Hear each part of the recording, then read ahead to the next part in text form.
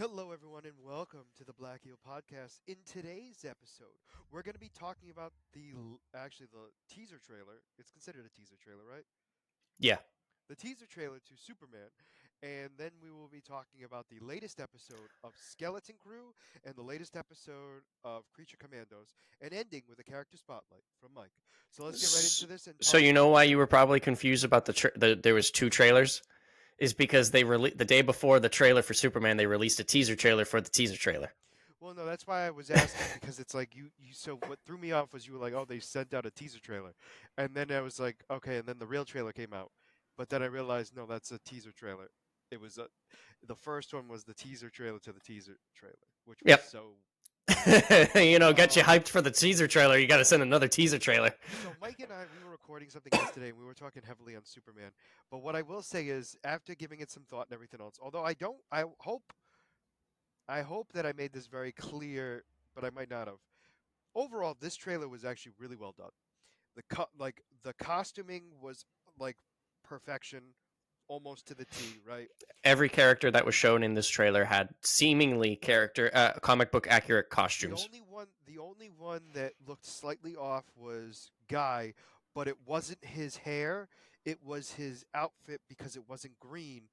But when I really looked, because I looked at it again, the outfit itself was accurate.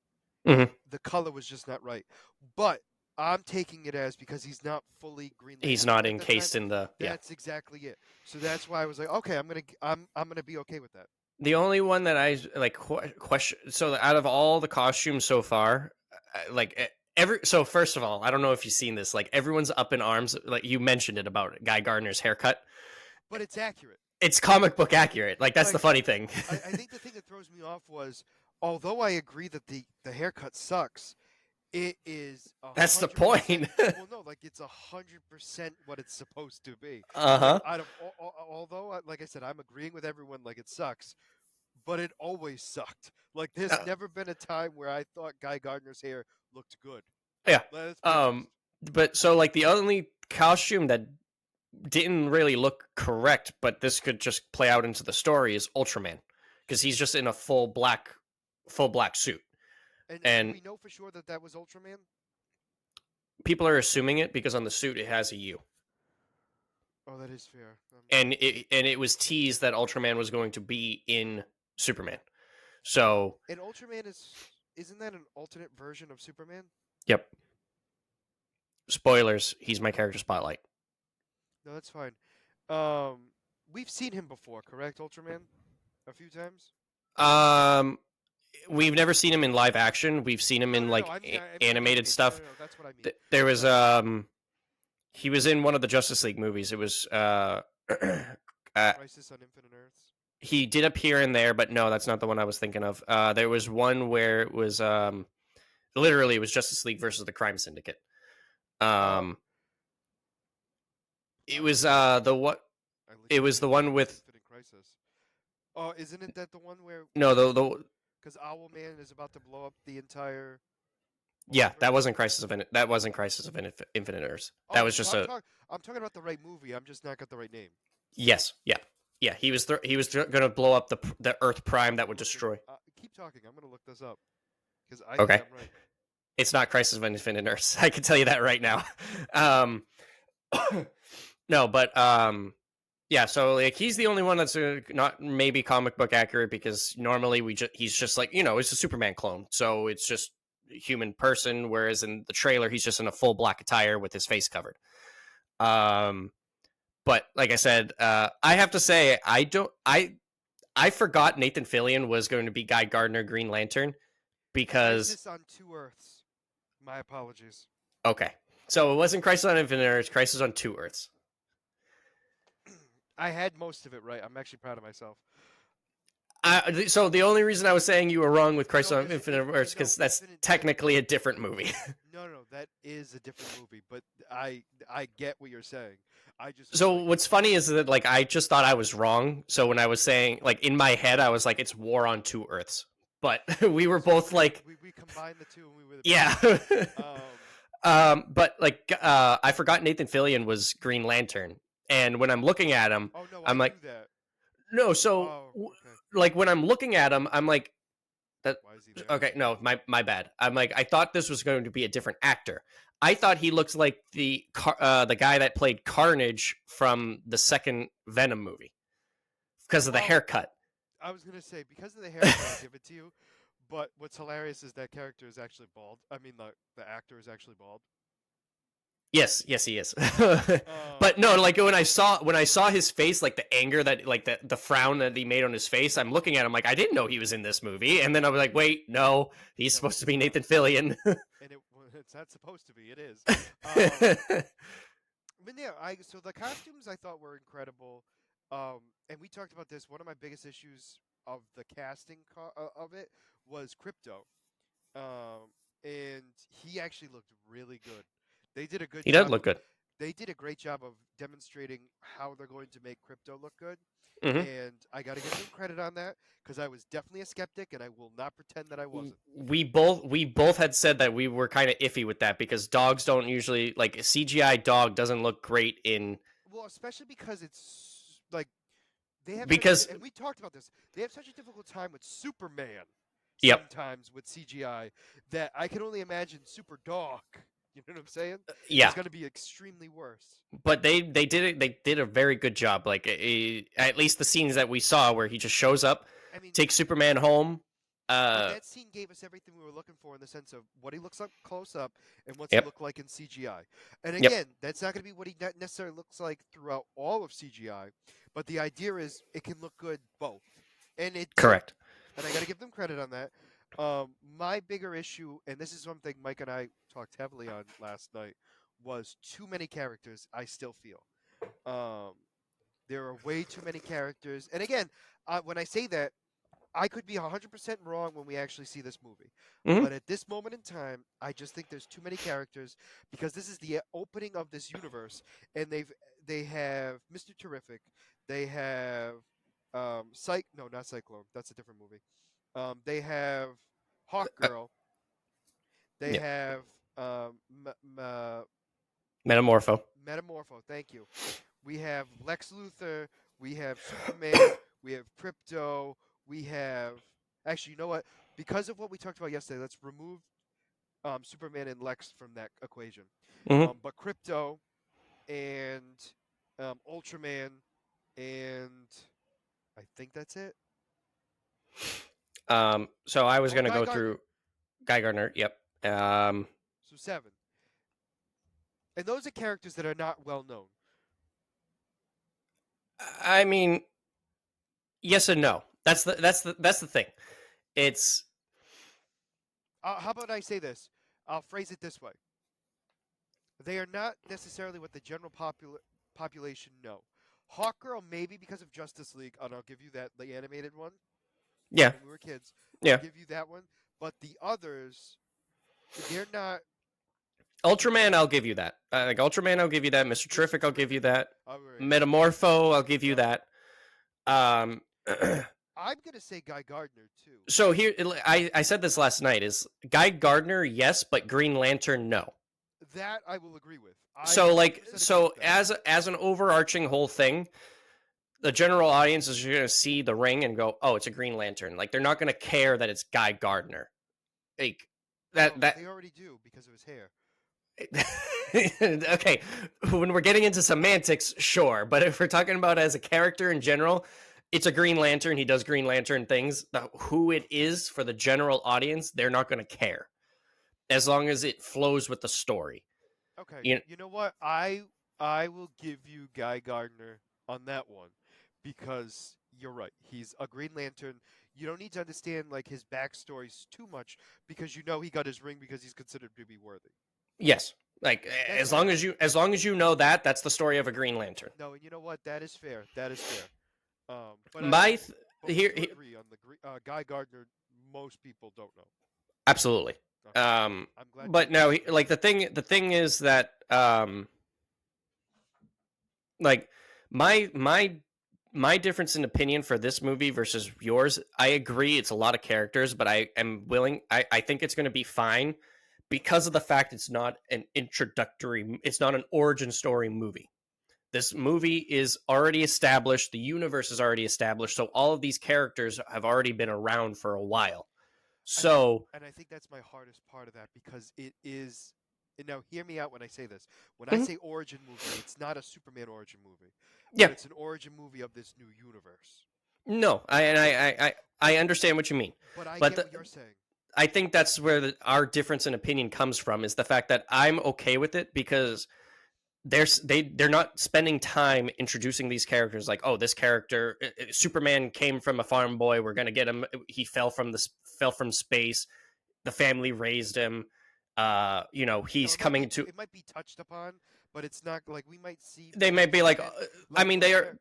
yeah, they already showed in the trailer, we saw Pa Kent, so Yes, but you know what I mean. Like I'm saying, like I don't think you're right. It's not going to be a main plot point. It's going to be so like, like hey, Dad. yeah, like a coming of himself, like he's becoming Superman. That's not going to happen. He's already No, he's Superman. already Superman. Every character already knows who the other person is, so there's not going to be like, oh, who are you, where did you come from, like, No, oh, the only difference is I think he's Clark Kent and Superman are two separate people still.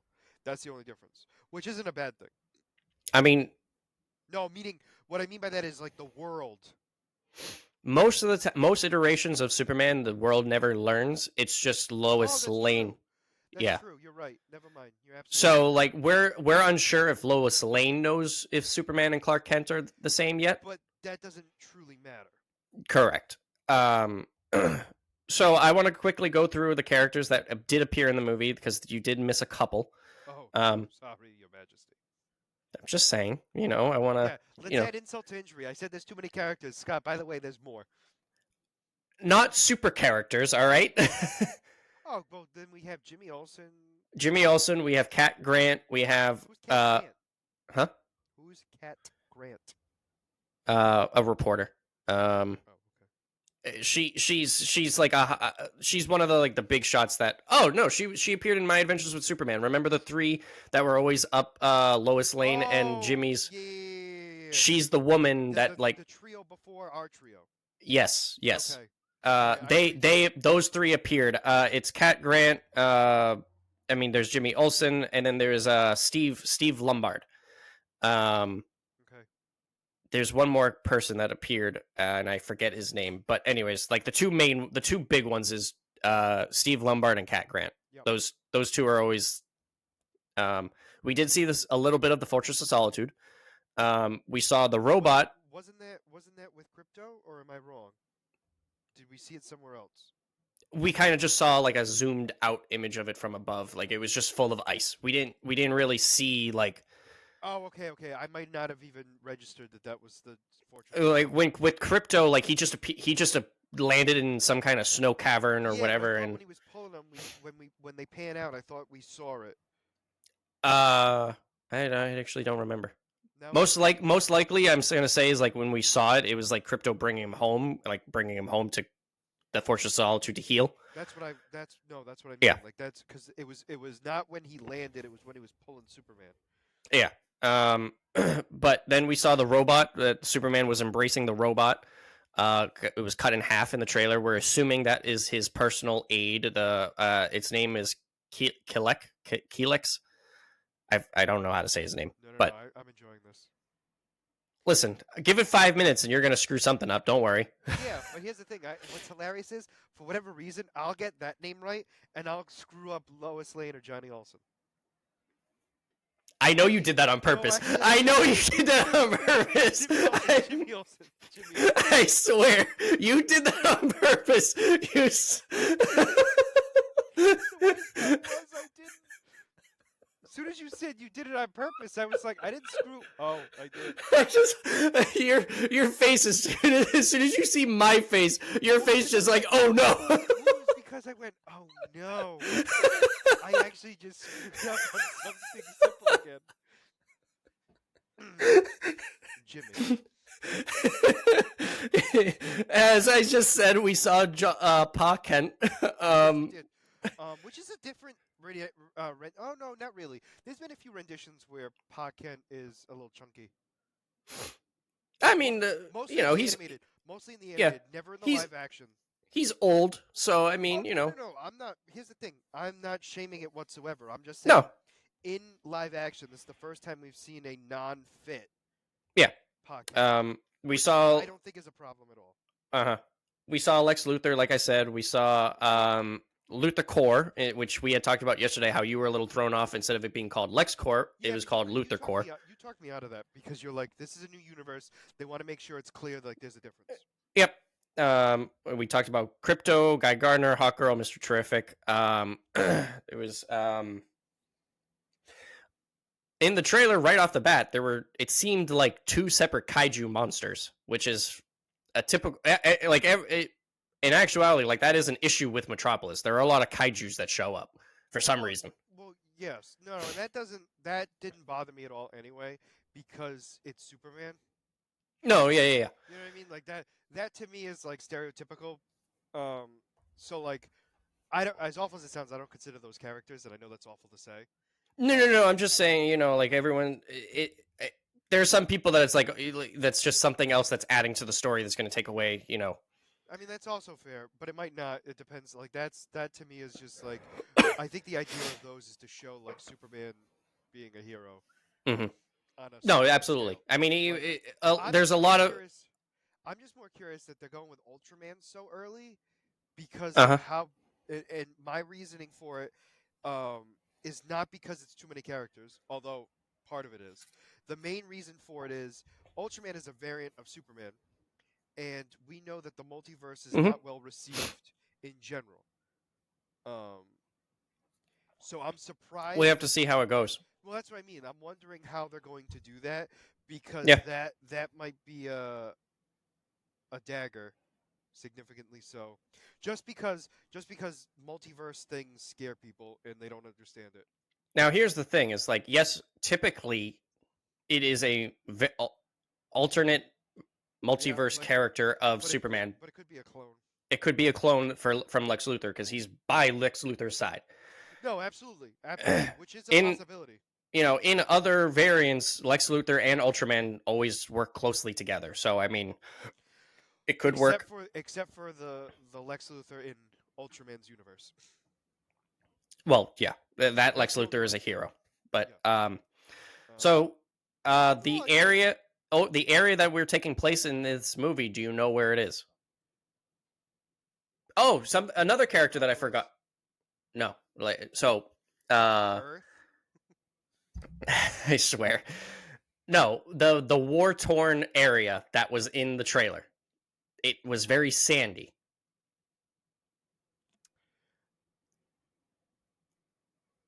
Where the kid raised the flag and said Superman, Superman. No, no, no. I know what you're talking about, and I'm trying to think of DC cities, and I think I should be thinking of a regular city. Am I correct? Or should I No, be it's thinking? actually a DC. It's a DC made up city. Is it where Black Adam is from? No, no. It's I'll give you a hint. It's not from Is it Ra's uh al Ghul? Like Ra's al Ghul's place of origin? no. No, it's not from the Middle East. It's actually a city in Europe. Yeah. Yeah. So that it is called I it would have the even said Africa before nope. Europe, It is called Boravia. Boravia. which Uh is for the kids it who don't know. so it is a DC. It is a does use this city a lot. It's just I don't. It's a territory in Europe. I can. I mean, Who's from there? Just like, is there a being, a hero, villain from there? I don't believe so. Um, Oh, so this isn't like Latveria where we have Doctor Doom. Correct. It's just Just some place we made up just to make it fun to blow up. let's see. Boravia. You just it's a country in Europe. In the mid 20th century in Europe, several traditional monarchies managed to survive both world wars, remain independent, and retaining their original form of government. One of them was Boravia. Is this Um, is this DC's history or is this real history? I told you this is a DC made up city. Okay, good. I'm just It's a making sure. DC made up country. It is a small traditional monarchy in the Alps. Um,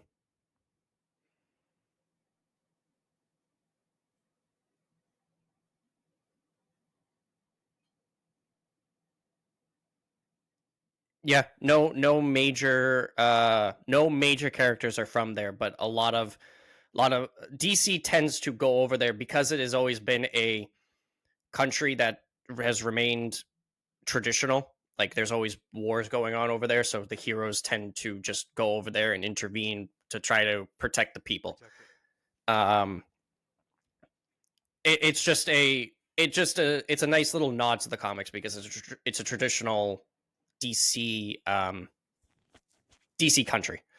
Um, Okay. more something for the long term fans. It's so something I wanted to say before is that we actually have one more character that was introduced in the trailer. He was seen on a newspaper article.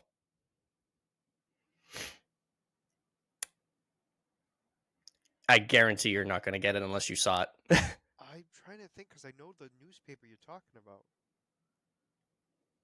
Why is it not ringing a bell? It wasn't Batman, was it? No, no, I don't it's a know. villain. Grodd. He appeared in a newspaper article twice. That's right. And and we also have to talk about him because this is the other thing I keep forgetting too. Because all of these basically from Creature Commandos on, everything's connected, right? Yep, yep. So it makes sense Mm-hmm. because that fit way too well. Yeah, Um, and the news, the which is why they new, waited until that episode aired. the news. Yes, that's true. Yep. The news station that was reporting the war going on in Boravia and whatever is actually appeared in Creature Commandos as well. I forget what the station's called, but either way, Doesn't just matter. something else to go No, no, along no. I get to what you're the. saying. I just realistically, it doesn't matter. But something that we talked about for this trailer is just this trailer gives off a lot of hope. The colors are very vibrant. It's very Superman, where it's got a like the little kid raising the flag and calling for Superman. Yeah, Um, I think for sure it's definitely giving Superman, which is what this movie's supposed to be giving. mhm. Let's be honest. Um, I think. I mean, I'm definitely obviously overall this is a lot better than everything else we've seen so far from DC. So I'm not like worried like in the sense of like, oh, this is going to be just downright awful. I'm just stating that my concern is too many characters at once. Yeah. However, I'm open to the idea because, after thinking about it and everything else and Mike bashing it in my skull. Um, but no, all joking aside, like take that out of the equation. It really isn't all that bad because we're already being introduced to potentially these characters already. Mhm. Because Superman comes out in July, there's a few things coming out before that, right? Isn't there a show or animated stuff or anything coming out before then? I mean, we got Harley Quinn. That doesn't count. Um, That's a different universe. I think for DC, that's it. Well, we Um, also have half of Creature Commandos season left to go too. we So still we have don't a know lot how of many we don't know how many of these characters might even be introduced before that, true. which also will change the dynamic as well. The only Um, thing that I know for certain is that the Green Lantern TV show comes out the year following Superman. So, and that's not even Guy Gardner's going to appear in that, but he's not but going to it's be not the about main him. focus. No, he's Um, not. No, it's Hal Jordan and John John Stewart. Stewart. Um, Um, so but yeah, no, that's no, so that's fine. yeah. I'm just stating like we don't know where the whole thing is gonna go, um, in that piece. So I'm very curious on that in overall. But I like that his stuff is already connected, Mhm. um, because I don't think I even registered that Gorilla Grodd was in the trailer. Yeah. Um, but anyway, It's, so it's little things that are coming about in this. Like obviously, the longer well, this is we'll out, also talk because a lot of things were also shown in Creature Cersei's. Commandos. Well, yeah. Yep. So one more thing for this is that crap. Great talk. Yep. um. Is it have to do with powers, colors, costumes, characters? Nope. Okay, we're moving on. Yep. I Go can't. ahead. Move I on. If I can't keep. remember, I'll mention. Oh no. for DC, this trailer is actually um in the 24 hours it got up almost 300 million views, which is the most viewed DC trailer in 24 hours ever, and it broke the top 5. Um Wow. it actually outpaced Deadpool and Wolverine. And Wow. Deadpool and Wolverine was highly viewed in the first 24 hours. So people are excited for this movie. I mean, I feel like that was going to be the case anyway. Like we discussed, Well, Superman is always a big Superman is always a money draw, but like you said, one of the things that you were nervous about that we were talking about yesterday is because of the flakiness of DCEU in the past. no. That is also true. That is also true. But But that doesn't because change of that. because of everything changing now, like I think people are able to separate that versus you not being able to. People are But I people are also, willing to but I see also this as a new. but I also think of this too as for anybody who might be on the fence, right? And I'm definitely one of them. Creature Commandos is part of this universe, and they're Hmm. doing such a great job with it that I'm less concerned than I was for sure. Especially seeing how well it's connected without it being like overly connected. You know what I'm Yeah. saying? Like they're not forcing it. Like it's like blending together so like lightly. Like it is beautiful in that piece. Hmm. Um, but yeah, let's go right into Skeleton Crew before we jump into Creature Commandos because I have a lot to say about Creature Commandos. Oh yeah. Oh yeah. This episode of Skeleton Crew was actually really good. This really Where picked up. this episode, so we land on a planet that is almost identical to at Aten. However, it looked like decades had passed, Decades have passed. Everything has been destroyed essentially. and like trees like overgrown has happened everywhere, right? Hmm. And so we land on this planet, and they're looking around. The kids are looking around. They order the droid to watch Crimson Jack. Yeah, come here, baby. I gotta babysit you, baby. So hilarious.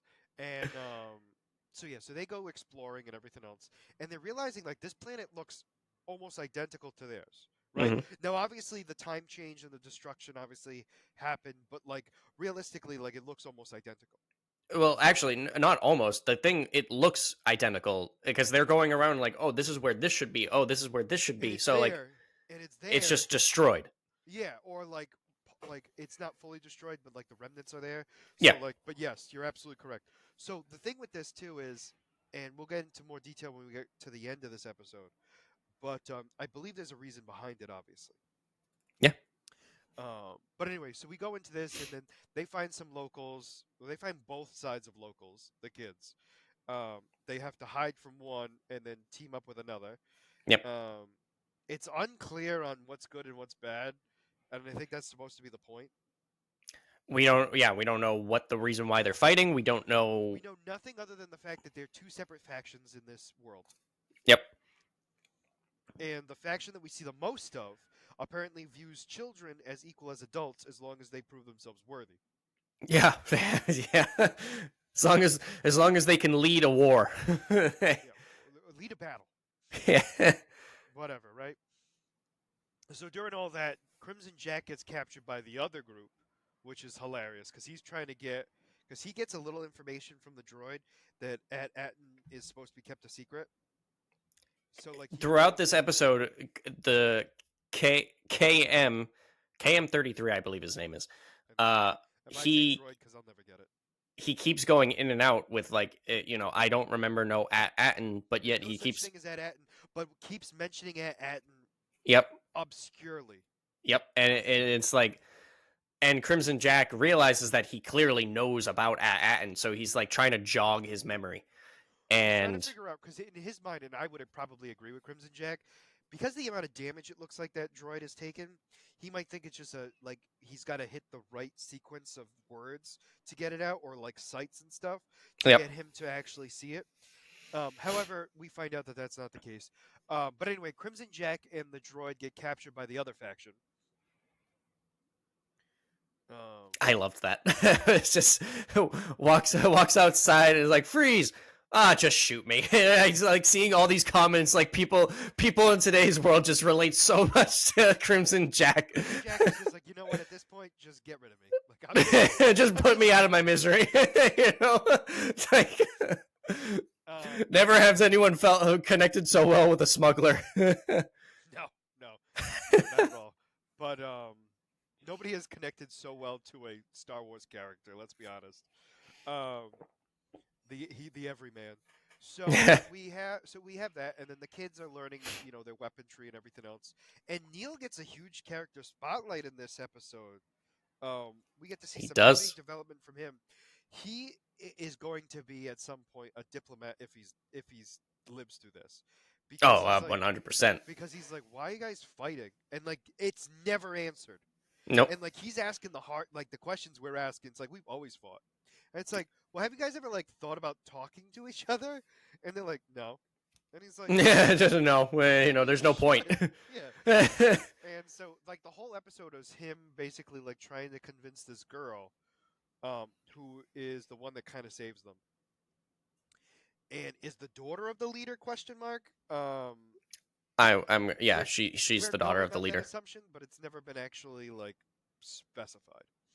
Um, I thought it did, but either way. it might have been. I don't know. Or because it's weird. Because at one point I felt like he thought all of them were his kids too. It was a weird moment for me when he's like talking about the kids. That guy was weird. I'm just gonna say that. I mean, yes. I was like, I agree, but I don't remember him saying that. But I get what you're saying. Okay, good. So we have all that going on. We also see this massive cannon on top of the school that is used to protect their base. Yeah. And Neil's like, "Why do you need that? Just talk to them." And they're like, "Nah, this is better." And now just the canon, the whole like rating is because they rated them for some animals, and they're gonna rate them back to get the animals back, which is going to cause a complete back and forth. Yeah, but then it sounds like this has been going on forever, because it's like you It guys does. just keep rating each other. What's going to be the outcome? And it's One like of and then they're just like one's gonna be destroyed, and that's it. and he's like, and of course he's like he's against it. But anyway, so then the goal is these kids are now the skeleton crew is basically being forced to run an op to raid the other faction to get their animals back. Yep. And so they go into this foggy area, and who is there other than Crimson Jack and the droid? And he's like, "Whoa, guys, don't shoot." And he's like, I paid for all your flock back." And they're kind of like, "Well, how did you pay for it?" And he's like, "Credits." And Wim is like, "Did you steal my credits?" He goes, "I did it to save you. You're welcome." Yeah. That was the best thief answer ever. It's like, Yep. "I saved you. You're welcome." Uh-huh. I did something bad for something good. It's like I think you're emphasizing on the wrong thing. Like those credits were needed for you to be living. Mhm. You're welcome. Do I have the rest of them? No, because I used all of them. No, what's great is like it's like he went snooping to look for the credits, and they just obviously this, but the kids are it's like realizing that the kid like he's not a good person. He's not what a Jedi should be. Oh, he's It clearly not. yeah.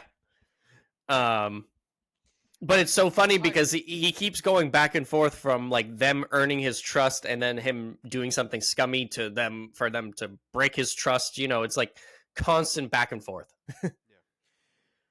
And then the prize of them getting their animals back is they show them where the spire is. They call it the ancient tower, I believe, or the ancient pillar. No, it wasn't the ancient tower. It was Well, it was ancient something, was it not?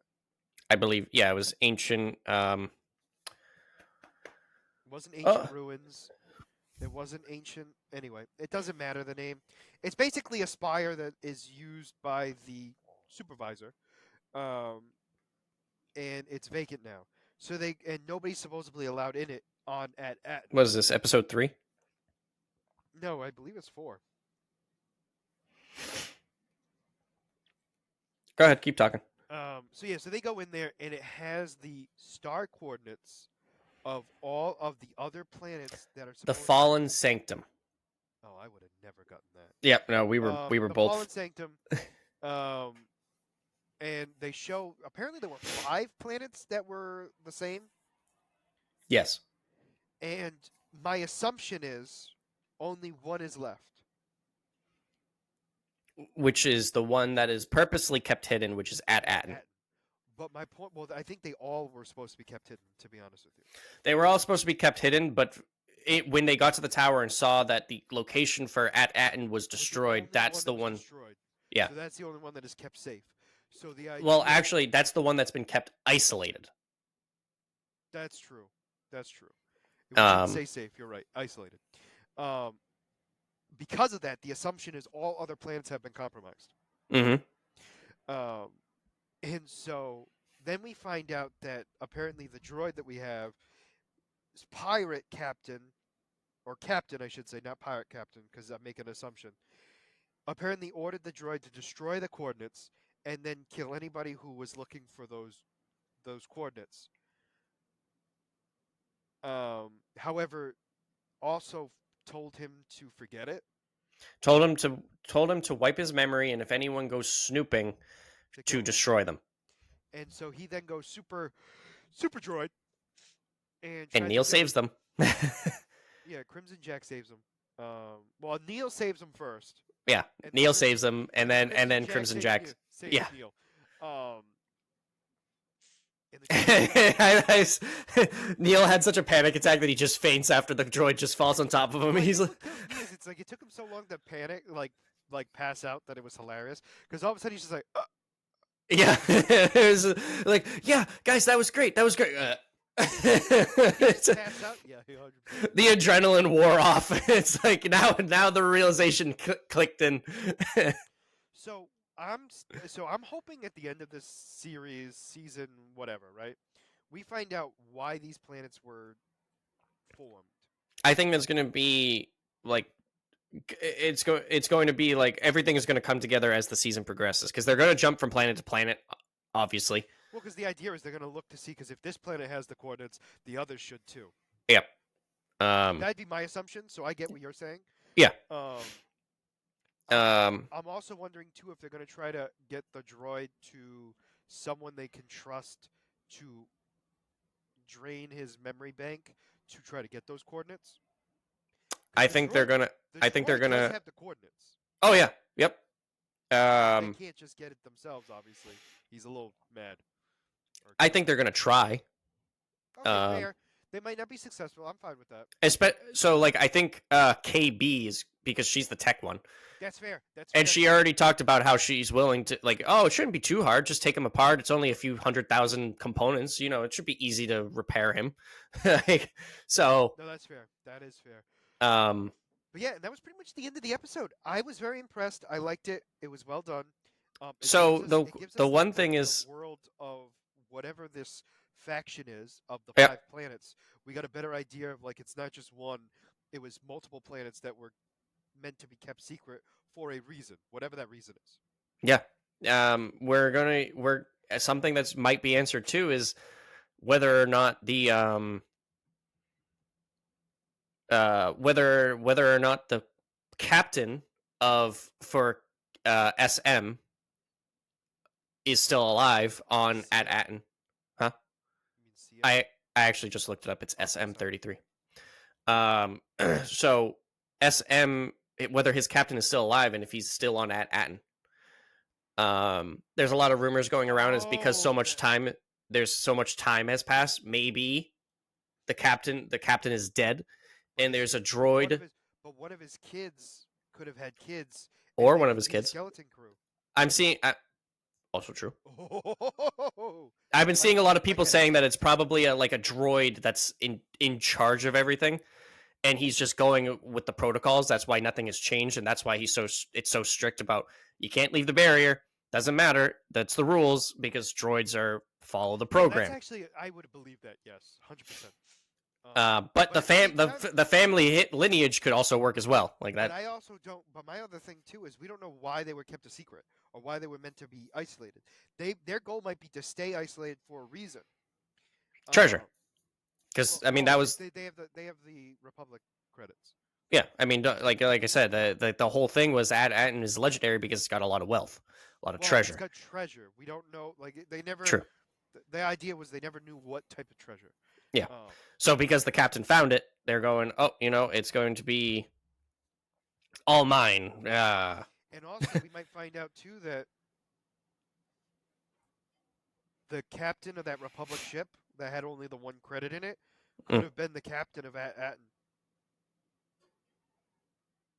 I think it's a bit of a stretch, but I mean, it's possible. There's no way that's Because I'll say it this way.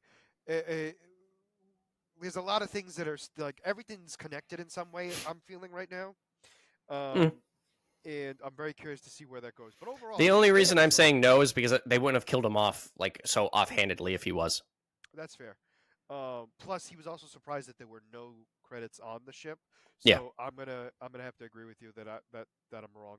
Hmm. Um, but I do believe that it might have to do with that Atten though. It could. But Yeah. anyway, that being said, yeah, I'm very excited to see where the rest of the series goes. It's a good show. I mean, I like it. This episode was definitely the best episode so far, um, Absolutely. for sure. But let's Absolutely. move on to Creature Commandos because we're going to be spending a lot of time talking about that. There was so much in this episode. Oh my god. Yeah. We're So gonna start off by going after I watched the episode on Thursday night. I just randomly text Scott going, "Holy smokes!" And he's like, that's not what he he's. sent. That's not what he sent. He's sending a very much G-rated version of what he sent. I think I actually said Jesus Christ, You but did. anyways, um, so he's just like, what happened? And I'm No, no. like, you, Well, no, you it's so there was no context, so I didn't know no what he was context talking about. whatsoever. So it could have been the trailer, it could have been anything, right? And he goes, "Oh, I just watched the episode of Creature Commandos. My bad." And I was like, "Oh, So in my head, in my mind, whenever I text you that after an episode comes out on the day of an episode airing, you instantly know. So so I legitimately thought Creature Commandos came out at 9 p.m., which yeah, is why it didn't click in my head. So that was the reason for that. Once you said it, I then realized, oh, it actually comes out early on Thursday, and I comes didn't out at realize. midnight. Yeah, I didn't register. That I thought because we had talked about it like the 9 p.m. thing, I just assumed it was 9 p.m. Yep, nope. But anyway, it doesn't matter. So this episode starts off with They um, bring Cersei to Amanda Waller, and they're interrogating her in prison. and Oh no! then It starts off actually with Rick Flag Senior saying goodbye to the princess, yes, and then they leave, and then they leave, and then and bring then the Cersei Creature to jail. Commandos get to Amanda Waller's base before Cersei. I think they arrive at the same time, but Whatever. yeah, It looks to be after. I'll say it that way. I assumed they came in the same ship. So Could be. But anyway, so we also find out that Weasel has a lawyer, which is hilarious. yeah, but they're calling him John Doe because they don't know who he really is, Or if he is a he, or if it's a human at all. and they can't understand him whatsoever. No. And so I just love in that episode, the entire episode, she's just feeding him treats the entire episode. we're gonna not talk about him too much because he's gonna be a whole separate thing. Because This episode was mainly focused on him and how he ended up in jail. and how the stories about him are most likely false or are false. Are false, and he was falsely accused. But anyway, we'll talk about that because this doesn't spoil anything. They showed it in parts, like in sections, but Yep. we're not going to go back and forth, back and forth, back and forth. We're We gonna talk got about we Weasel. as the story was going, it was They giving gave us more and clippets. more. Yeah, They were giving clippets us of more what was and more going on. about what was Similar going on. similar to GI Robot. And I'll say it this way: they gave us each piece gave us more and more information about the fact that Weasel wasn't a bad guy. Yep, isn't a bad guy. Well, no, like the first one, it was unclear. Like the first one, like alluded that he's not hurting the kids, he's trying to save them because it was the fire and then the shooting. Yep, yep.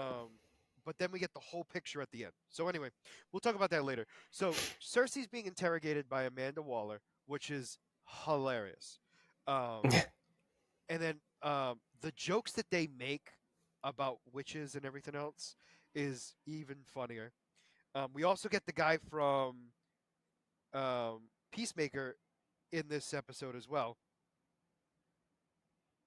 the bearded guy. Oh, yeah, He the was also nerd. in Suicide Squad. Yep. Um, so he's back. He's gonna kill him, which I is just, hilarious. I love, going off of what you said about like, why are all supervillains wearing all skanky outfits? And he turns to him, he's like, oh, do you like that? And he's like, I mean, yeah, it's an eye catcher, or it's a thirst trap. It's It's like, definitely no. He's definitely a thirst trap. She goes, and the interaction between all of them is hilarious. I'll say that. And then they're talking about being clairvoyant and Cersei being like, I'm trying to save the world. And Amanda Waller's like, yeah, all of a sudden you're trying to save the world. She goes, no offense, even the devil doesn't want to watch the world burn or the world destroyed. honestly, that was a strong line. That was the Like, best line because it's like like in my mind because we don't see what it is yet. So in uh, my mind, I'm like, how bad is it? Like yeah, she's like, I don't want it to happen. uh And then huh. Amanda Waller gets an expert in who explains that Cersei, in all intents and purposes, is clairvoyant. And clairvoyancy is something that people can't control. They don't get to determine what they see and everything else. And whatever they're seeing is probably terrifying her. And Rick Flag has the best answer, though. He's like, oh, yeah, so she just allowed herself to get burned in the face by Dr. Phosphorus and then get ripped apart by Weasel. And the doctor's like, no offense, like that's not something she gets to see. She only It's sees uncontrolling, she only gets to see stuff that happens to come into her vision. She doesn't get Hmm. to see everything. And so Amanda Waller decides she's going to go in there against everyone else's advice because it's Amanda Waller. So Amanda Waller, this is the first time I've ever seen Amanda Waller be scared. That was like, she reacted. Yeah, which also scared everyone else too. Now let's now also, We got to talk when about the when Amanda Waller like looked back at Cersei about after she saw the vision, Cersei Cersei cried. was in tears. Yeah, Like, which also proves to me like that's like that she's not messing around. yep. I mean, like the specialist said, she can't fake it, and clearly, she actually means what she says. Like, Yeah. she doesn't want So to see the what we world see in this destroyed. vision is the princess who is now scarred. Yep. Um, she's got a battle armor on, and she takes over. She nukes pretty much the entire Earth and takes it over and kills Wonder Woman, Batman, Superman, Peacemaker, and because those are the ones we definitely saw. And she Starfire. There was Starfire. oh, I didn't see Starfire, but There that's was fine. Blue Beetle, and it was confirmed there is a Flash. It is Wally West Flash. Okay. Either way, they're all dead Yep. They were all hanging on a stake. except for Superman, who was literally crucified. Um, I mean, he's still hanging on a stake. well, it paints a different picture. Yeah, true. Um, and so she and Gorilla Grodd team Gorilla up together, Grodd is team up. which also is weird too because Gorilla Grodd wasn't controlling apes, which is interesting. For what we see. True. It looked like he was also controlling her army. So the thing about that, like, Gorilla Grodd is a telepath, so He could have he just taken over can one of them. control people. Yes, but yes, and we've seen it in Injustice 2, obviously. Yes. We've Um, seen it. It's just he it's harder for typically it's him. more animals. It's harder for him to do humans. Yeah. But if he's gained their trust, he can at least communicate with them telepathically, and then they do his bidding. Okay. Yeah. Okay. So they could be more of an order Yeah. than him completely controlling them. But either way, we see a lot of people die. Um, Earth gets destroyed. She's then in the White House with half the After White House. butchering everybody. Yeah, and yeah, so there's no context as to why. Yep. Which is part of being clairvoyant to begin with. So, like, that's part of Cersei's issue, where it's like, I don't want to know why, but if I kill her, we don't have to worry about it, right? Mm-hmm. But now the whole point is Weasel, Bride, Phosphorus, and Well, Amanda Waller orders Rick Flag Sr. to go back, and he refuses. refuses because they did the hanky panky, and he doesn't want to kill his new lover. Yeah. And Amanda Waller knows, and he's like, "How do you know?" She goes, "Please, just because you slept with her doesn't mean she's good." Um, What did she call him? She said I don't make sure you find another leader that's not a crybaby bitch. Just find another bitch or something like that. Like Yes. Yeah. something along those lines. Like it's like It's wow. literally like, yeah. She goes, can we get somebody who isn't a crybaby bitch, and maybe just is a bitch? And then we literally cut to the bride, which is hilarious. Um, Who is saving Nina? Saving her lunch. yeah, I was gonna say that that's a strong statement, but yes. And so well, it starts off with her and Dr. Phosphorus talking, and she's like, "What do you think we're friends now?" He goes, "Well, yeah." It's And just that's the like best part of the whole. obviously. That's the best part of the whole episode because it's like, yeah, and she's like, ugh. And then they see Nina getting harassed, and then the bride's like, and then she slams this tray into this ape-like creature, because he looks like Sasquatch, and Yeah. she bashes the tray into his jaw, and Dr. Phosphorus is like, well, so he takes the tray from the Batwoman's, now not Batwoman, but a Yeah. woman that is like a bat, and Woman bat. and he takes her tray and gives it to Nina, and he's like, okay, everyone's happy now except for him, who most likely has a broken jaw or is dead, Oh, he's dead. and you, because you have no food, and you're ugly. This is just such stupid humor, and it's so funny. Works so well. It does. So then their mission is they get called away that the four of them have to go on a mission to kill the princess. And so they're on the ship trying to discuss like why are they doing it, and the bride's like, it's need to know and we don't need to know. Mm-hmm. And so they all are deciding that they're going to kill the princess. Not that they really have a choice, let's be honest. They were ordered to. They got to do it. Correct. Now, we're gonna not cut to Weasel yet because we have to talk about Frankenstein. Oh yeah. The greatest moment ever. So Such a Frankenstein love story. there's so much to unpack. So Frankenstein is there in the very beginning of the episode where he sees the bride looking at Flag Senior, who then he writes the name on his hand after killing everyone on his team, or at least in the helicopter. Well, he's in the helicopter, and they bring him to Belrev. I believe it's in Belrev. And he's staying from a distance in the helicopter and with the binoculars, just like, oh, look at my bride. And like you said, then is it because? So I'm not gonna lie to you. So it's talking about the facial hair now. Oh, because his face can grow hair, and then so when he grabs the permanent marker after killing everyone, I thought for sure he was going to draw a beard on his face. I thought so too. I 100% thought he was drawing a beard on his face. And then he writes Rick Flag's name on his hand. I was like, okay. I was very confused because I legitimately was like, because he spent so long talking about the beard. He was jealous that he could not grow facial hair. That must be the only reason why my bride and my beloved loves that man. And by the way, she obviously doesn't like Rick Flag at all. Nope. Maybe respect. Maybe. But that. Even I'm pushing it, saying that. So okay, I'm just looking at my laundry. Oh.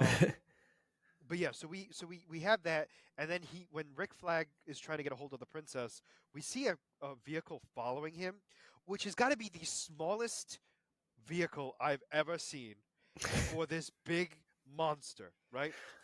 Listen, you'd be surprised. You see these giants get into these small ass vehicles. Shaq, the Big Show. Like you see these monsters, and they get in these small little sedans. It's like, how do you fit in this? And so anyway, he crashes and then comes out of the car and goes to attack Rick Flag right away. And the two of them begin to fight each other. Rick Flag gets smacked around until he puts the gun to his eye. And he's like, I get you, this is the only part. And he starts crying. What do you have that I don't besides your good looks? And he's like, I don't like the bride, and nor does she like me. You're everyone's type. And he's like, oh, thank you. He's like, I appreciate it, but what is going on? All right, can I put this gun away and we can talk? Okay. And then he's like, he goes, would you like coffee? I'd like tea. And they have a long conversation, and the best part is he's like, oh, your love story is like the Titanic. He goes, oh no, he doesn't say Titanic. The great love story between Leonardo DiCaprio and Kate Winslet. Yep. Which is the Titanic, but which is the Titanic, but he can say the name of the movie, which is why. So what's even funnier is like, have you seen it? He goes, yeah. He goes, not many people have seen it, and I'm like, oh my gosh, everybody's seen it. Um, I just love it because he references all these like all these past movies. Like he's like, that's he goes, my relationship with my bride is like Harry met Sally. They will, they won't, they will, they won't. This moment going on and on, and he goes, it's just hard. And I'm just like, oh my gosh. He goes, so you're gonna go find your beloved and save her. And every time they use the word love, Rick Flag like freaks out, yeah. which is making me think many things. Hmm. Um, but anyway, so we have all that going on, and that's their part of the story ends, right? We then have we're gonna talk about Weasel. This so this is when I texted Scott about what I Which texted him part? about. Which part? Was it the very beginning, the first scene, or was it the last scene where we see it all come together? I texted you at the end when it all came together, Okay. and I'm just like, as soon as the episode ended, I was just like, my heart hurts. It's like, oh I my god. I have never felt so bad for a creature that, in all intents and purposes, is a child killer, right? Yeah. And again, we were given only that information, so we As assumed it was real. yeah, Because even in Suicide Squad, it's like, yeah, it's confirmed that he's like, it he's was killed confirmed. 28 children. No, no, I think they even said it in the movie. Like he was suspected of killing 22, only 8 confirmed or something like that. Oh, I don't remember that. I just remember saying like in the 20s. No, no, it was. He's Oh no, he under was arrest for accused. No, he was yeah. arrested and accused of killing 28 or Yeah. 20 whatever. Because at the time he was, and then it turns out that it was he could only be convicted of like In 7. this episode, when the lawyer comes to, and confronts Rick Flag, he's like, what why does he need a lawyer? He's been convicted of killing 28 children." And he's like, the 28 is actually only 8, and it's unclear. Um, Well, no, no, no. It was unclear of the others, is what it was said, and no, is how no, like she was defending him, saying like it's unconfirmed that he actually did it. Oh, that's true. You're right. But like the 28 was exaggerated. It was actually only 8 kids that were killed. Um, yeah. So apparently, the weasel is like a pet to these elementary school kids. Let's paint the picture from the beginning. The kids are outside playing at a school. Weasels in the Their bushes. Weasel is hiding in the bushes, and the kids see him, and they give him snacks, and then eventually they get him to come out and play ball with him. They're playing keep away, and he's tackling them, and he's licking them, and playing with the Not ball, hurting them whatsoever. not The hurting him. worst thing he does is he pops the ball with his teeth. That's it. And Worst thing he yep. does. And while they're playing, an old guy walks by, and he sees We this. have Frederick Krueger. Yeah, That's the first vibe I got. Right. a 100%. Frederick Krueger is there, right? Because he's not Freddy yet. We're not friendly yet. Um, sees this and is like, "Oh my gosh, these kids are in trouble," and so he calls the police and is like, "You guys got to get here immediately. These kids are being attacked by some sort of monstrous creature, and it's gonna eat them." And I'm not exaggerating that much, which is sad. The Nope. police don't believe this guy fully, which, to be fair, I don't think I would either. It's funny though, is because like They did show up. no, no, no. Well, they showed up because they have to, But you live in the DC universe where all these monsters and super beings exist. How is the giant rodent creature attacking children such a stretch? Well, I think it's just like I think it's one of those things where it's like that's a metropolis thing. That's not a our city thing. You know what I'm saying? Like I feel like that's a lot of the case in the non big cities where it's like this stuff doesn't happen here. It only Okay, happens in them big cities. that's fair. I'll give you that. I'll give you that. Where I don't think it's so far fetched like that. I don't think they're thinking like it could never happen. I think they're thinking because these people see it on the news all the time that they're thinking it's happening in their neck of the woods. And let's be honest, it never happens in our neck of the woods, and it always happens everywhere. So anyway, we now have the kids running into the school because apparently some idiot left the school's door open, Yep. and they're playing around. They go into the basement. They're playing around some more. They're then, because they're kids, playing with matches, and what happens is a fire starts. Kids are playing with matches. The old man shows up. No, no, no, no, no, no. Actually, they're playing with matches. They The are fire throwing. starts to. They're throwing paper airplanes or something like that. It hits a kid in the eye. They're playing with liquor. Yes, the liquor falls, covers the paper. The match hits the flame, hits the alcohol. It begins to burn. So one of the girls runs up the stairs. That's where the old man is, and he's like, Yep. "Oh my gosh, you're so scared, little girl." Not realizing that she's scared of him and the fire, not Yep. of Weasel. Oh, you must wonder what that creature's doing to you because clearly he's made you terrified. Well, I'm going to go down there and kill him. And he begins to open fire and shoots the oil tank, which then causes more fire to happen. Which, when he shoots the oil tank, the oil hits the fire. Kaboom! School blows up as the police are arriving. So they then look at the crawl space or like the basement window where they Yep. see what looks like Weasel. Dragging the kid, the little So girl. I'll say it this way: it looks like he's dragging them to eat them. Mm-hmm. However, we know the context. We know the context. So he's trying to pull him to safety, and that's when they begin to shoot him. And he runs away to try to escape to get the kid out. With the little girl. Yes, because he saw a couple of the kids die. Yeah, one of the kids. Yep, one of the kids definitely was dead. And so he tries to get the girl out of there, and he begins to get shot at by cops. Every exit he is making it to, cops appear and are shooting at him while he has a child in his mouth. While he has a child in his mouth. I'm sitting here like you. Continue. Continue. No, my whole thing is, it's like, I agree with you. My whole thing with that was like, if your objection was to save that kid, you failed miserably. You resulted in that kid dying because you refused to let. At the very least, you let the creature out, then attack it. Uh-huh. That's me. That's just me. Right? You're in a burning building. The kid is clearly alive because the kid is screaming. Yeah. I mean, my whole thing is like, maybe the first shot you didn't know that Yeah. the kid was there. I'm fine with that. Then he drops the kid, or maybe you think the kid's already dead, right? But then the kid gets dropped and you hear the kid. Yep. There's no way you don't hear that kid. That kid's not quiet, right? And then they break into the school after shooting him like 13 times, let's say, right? I'm exaggerating, but you know what? There were 28 kids in the house, so in the school, so clearly there were 13 bullets in them. And the poor creature is trying to save this little girl who has building material falling on top of her, and the cops don't care because do not care. Dragging out the Weasel. The girl is literally reaching out as Weasel is like crawling to try to get to this kid. Oh God! I've never been so frustrated and angry about a monster. Right? like I said, my heart was just sinking as this episode was progressing. Each flashback, I was like, no. Worse and worse every time. It got so much worse. It got worse and worse every single time. Because even in that first like little snippet, right, where we see like the fire had already started. We didn't know it was an explosion yet, but the fire had already started. Because obviously we find out after it was after the explosion. But anyway, it looked like he was saving the kid. Like immediately, I was like, "Oh, he was trying to save them." Yeah, like, that was my immediate thought right away. And then it was even worse than I thought.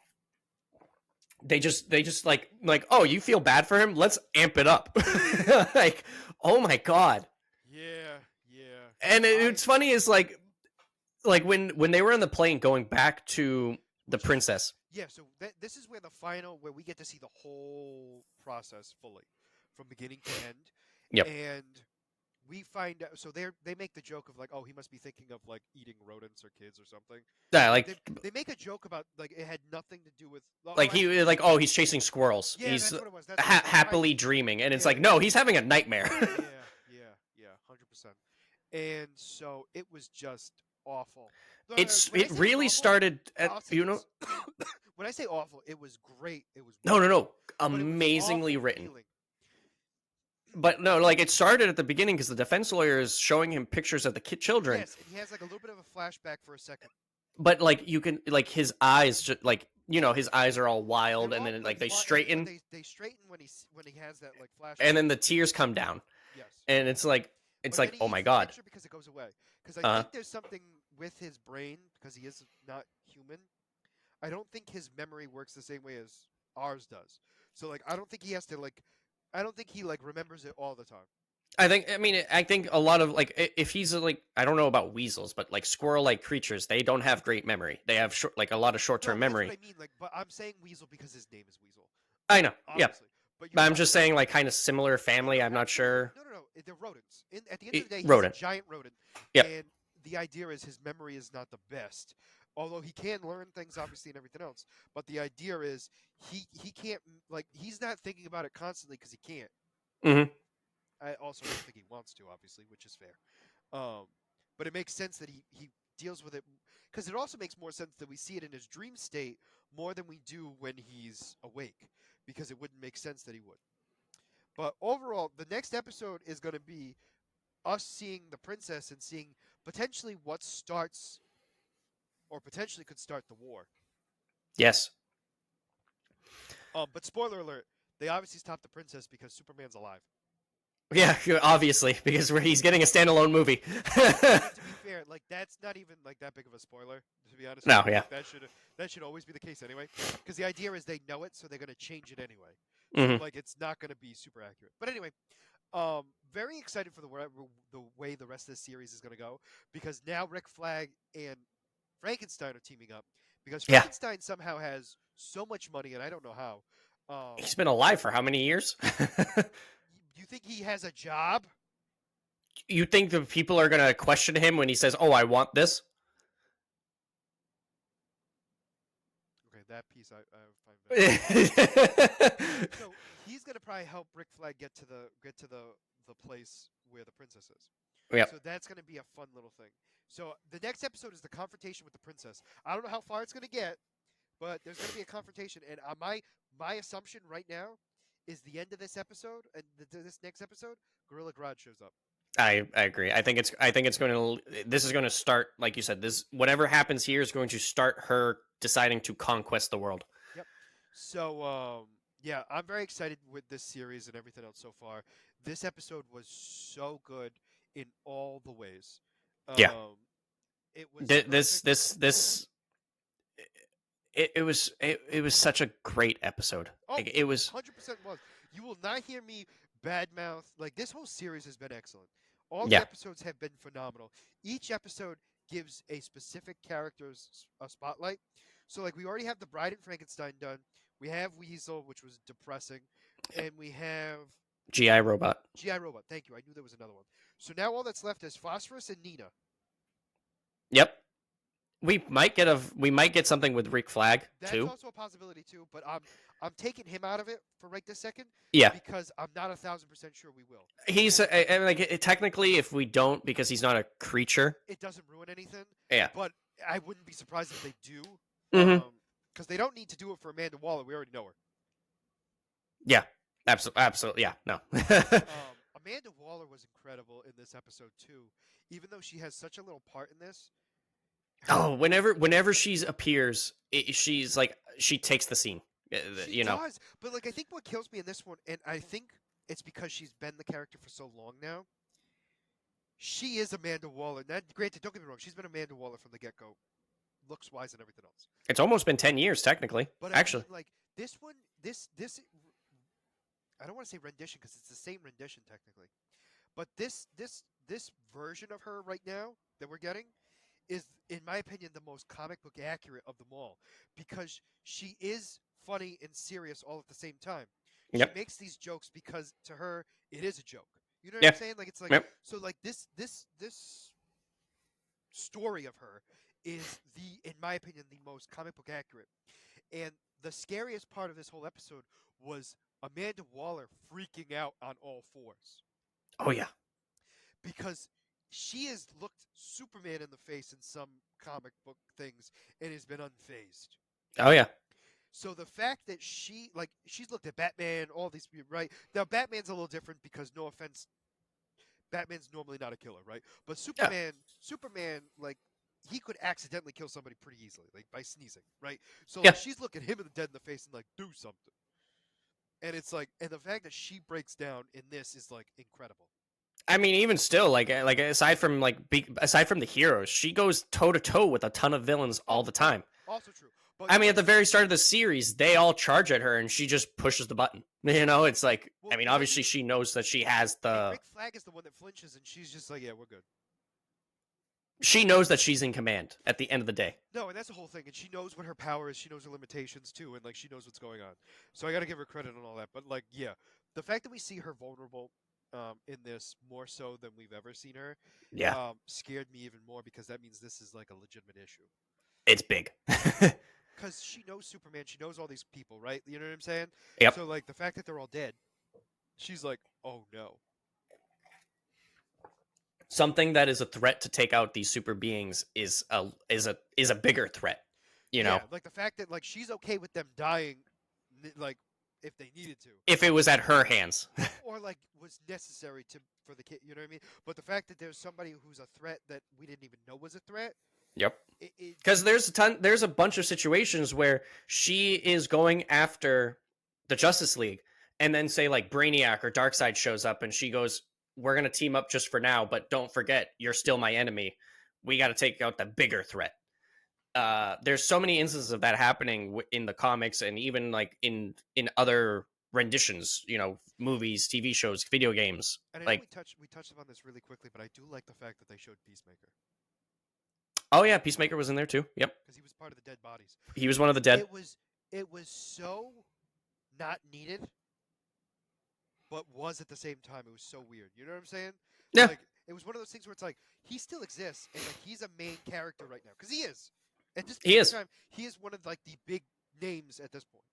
Yeah, But I just find that funny. Like we see him because we don't see anybody. So I think the only face we see, we see Peacemaker dead, obviously, so we know it's Peacemaker. Like we know, but like we yep, don't see the face of Wonder Woman or any of the other characters. We see like their outlines. Superman is the only one we see fully. yeah. Like, don't get me wrong, we know who they are. We Yeah, know, but they purposely made sure not to get too close, so the costume isn't fully known, but it's known enough that you know who they are. definitely. I Um, mean, because there's a reason for it. Because they're gonna yeah, eventually add those characters in, and they they're gonna want to. add them in. We don't. I mean, I mean, it's And still obviously, meant to be ambiguous. this Superman had the new Superman's logo too. I actually didn't look that closely into it. I just saw it and it was They like, okay, made this is the very new Superman. no, they made very sure that he had the symbol of the new Superman, which was I want to very actually point out I've seen some theories about what could happen potentially down the road. Um, it would be so awesome if this universe, the DCU, takes off and is a good success and is able to branch out into the multiverse. The DCEU's Justice League, they become the crime syndicate, and this new DCU Justice League is our Justice League. So then it becomes Justice League versus the crime syndicate of Ben Affleck as Owlman, uh, Gal Gadot as the other woman. as the other as I forget And her name, but Ultraman as Henry Cavill. isn't it like Superwoman? I think it's Superwoman. Yeah, I think it's Superwoman. Yeah. Johnny Um, Quick. Johnny Quick. Like, I would be so okay with that. Like, that actually sounds really good, especially with how dark the Snyderverse was. And It works. and how much it was hated. Like I hate saying it Yeah, that way, but that would be incredible. I think that would be a great But down the road. do you think they could actually get them? Well, it's James Gunn, so it is different. Yeah, So we'll see. Anyway, that is actually really cool. The only issue we have with that is Ultraman is already here. potentially. Well, that's also true. We're assuming it's him. And like they can go in a completely different direction. I mean, again, Also true. Ultraman is here. He's in a mask. We might never see his face. Also And true. like I talked about before, it could just be a clone of Superman, and they're And we just just naming him name Ultraman. Yep. No, you're absolutely right. Yeah. So overall, I mean, this show is so good. But let's stop there because we could be talking for a million years on this. We're going to be saying the same thing over and over again about how That's good why this show is. that's why I'm stopping. We're gonna go right into your character spotlight, who apparently is Ultraman. Yep. So, All right. like I told you at the beginning, the character spotlight this week is Ultraman. He is a. I hate your face. You He- told me I need to be more engaging. You do. It's nice when we have conversations. Anyways, he's a clone of Superman. He's an alternate variant of Superman from Earth 3. Wait a minute, he's a clone of Superman? So when I say clone of Superman, like you know when there's different Superman, we call them a Superman clone. My bad, my bad, my bad. I understand now. I understand. Like what's his name? I took it as a legitimate clone Yeah. because of where I am. You can Yep. understand why Yep. I was Yep. confused. Like I was going like you know how they call No, what's I his get face from Marvel Superman clone. no, I 100% understand what you're saying now, but because Yep. it's the same universe, I'm thinking like, well, you know what I mean? When same DC Yes. megaverse, Yep. and so I'm like, oh, it's a clone. I thought he was just an evil version of Superman. Yep. Um, Continue. Sorry. So he was first introduced in the Justice League of America in 1964. Really? Way back when. Yep. Wow. Um. So unlike Superman, the Earth 3 Ultraman is empowered by kryptonite. Originally developing a new superpower with each new exposure, in one such encounter, Ultraman gains the ability to see through dimensional barriers, making the crime syndicate aware of the multiverse. This allowed the syndicate to attack the Justice League and the Justice Society. Another way that he's differed from Superman is that the planet Krypton in I Earth 3? guess Dimension 3, Or Universe uh, 3? Universe 3. Thank you. Krypton in Universe 3 did not explode. Oh. And there was no there's never been a real specification of where the kryptonite in Universe 3 comes from, seeing that Krypton never exploded. So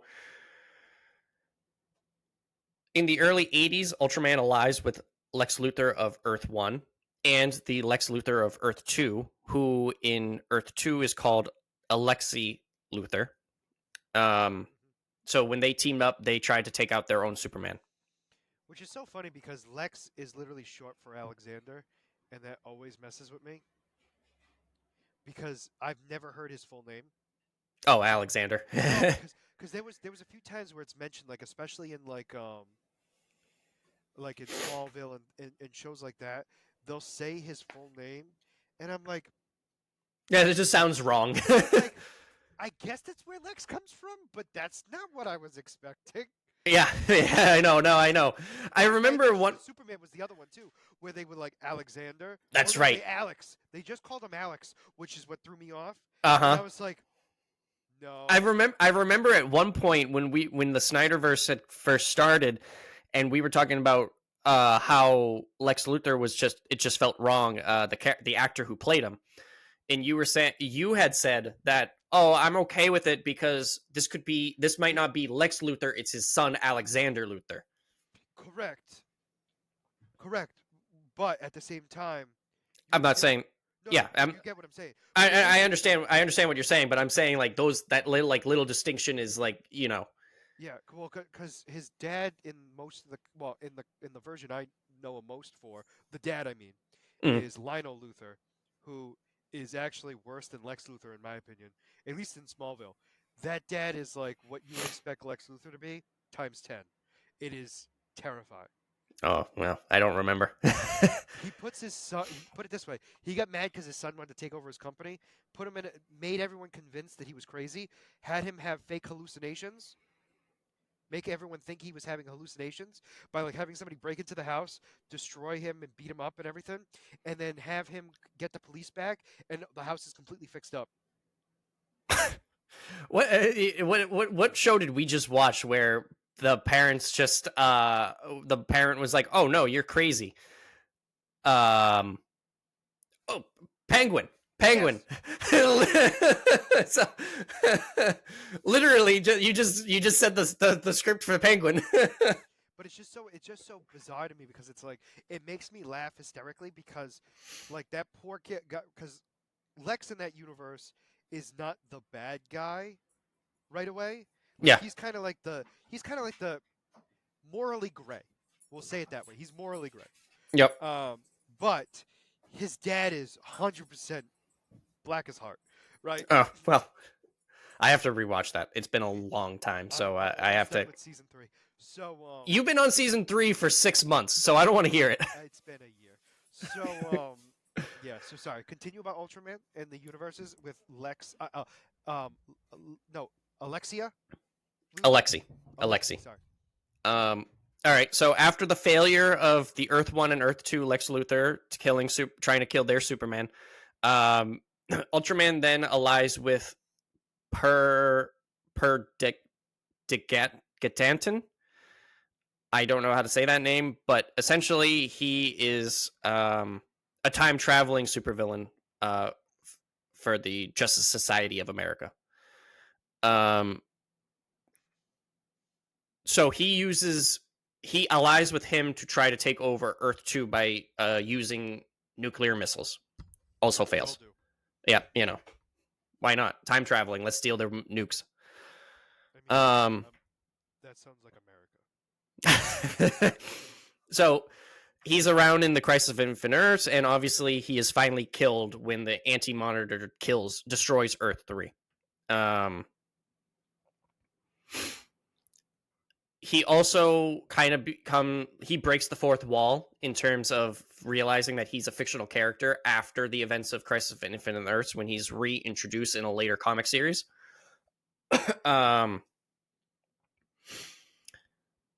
In another comic issue called 1 Year Later, the Saturn Queen, who is apologize. Where did she go? Saturn Queen is a telepath who also time travels. He has a thing for time travelers. When you live forever, I mean, let's be honest. So in the 1 Year Later comic series, he then becomes her servant when she brainwashes him with her telepathy. He's been around in a lot of stuff. In 1999, Ultraman was reintroduced in the Justice League of America graphic novel. And that is where Alexander Luthor is revealed for the first time. Okay. The crime syndicate. In when he's reintroduced, the crime syndicate is going after antimatter to destroy all universes aside for their own.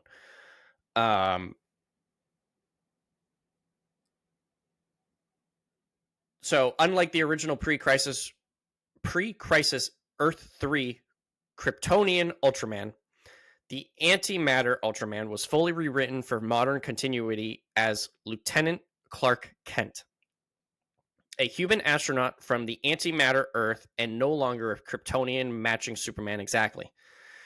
After his ship implodes into hyperspace, an unknown alien race reconstructed Kent in an attempt to repair the damaged astronaut, which ended up altering the human both mentally and physically, giving him ultra powers similar to Superman's superpowers.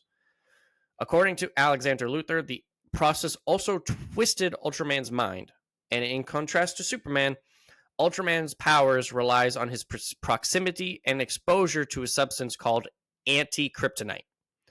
The longer and farther he is separated from it, the weaker he becomes. This substance has repeatedly been shown to have no apparent effect on Superman, just as kryptonite has been shown to have no effect on Ultraman. Antimatter Ultraman is unhappily married to his crime syndicate teammate Superwoman. Mm-hmm. Their alter egos are the Antimatter Earth's alternate Clark Kent and Lois Lane. Oh. Right? In the early 2000s, the two had a child together, but Superman maintains a periodic affair with another member of the crime syndicate, Owlman, which pisses Ultraman off to no end. Ultraman would usually fire his eye beams in between Owlman and Superwoman as a warning when he sees Owlman flirting with Superman. Although undisclosed... Superwoman. Superwoman. Superman. Sorry, Superwoman. No, sorry, my bad. Spicy up in there.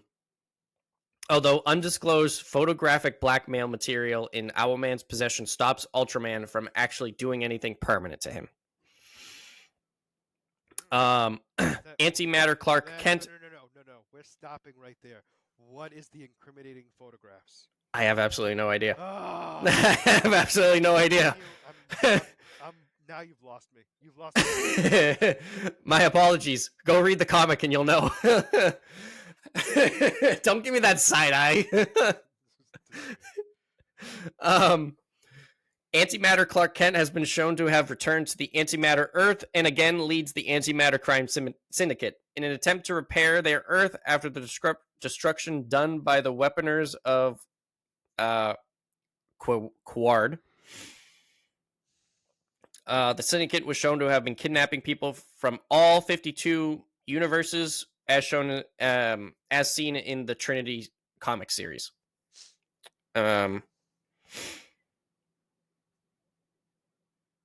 So yeah, I mean, he's been reworked a bunch of times. Powers and abilities, essentially, Ultraman possesses the same Kryptonian powers as Superman, just instead of it being kryptonite, antimatter, or depending on the rendition, anti-kryptonite. The main difference is that Superman is powered by the sun and weakened by kryptonite. Ultraman is weakened by yellow sunlight and powered by kryptonite. So he carries kryptonite on him to make him stronger. Yes.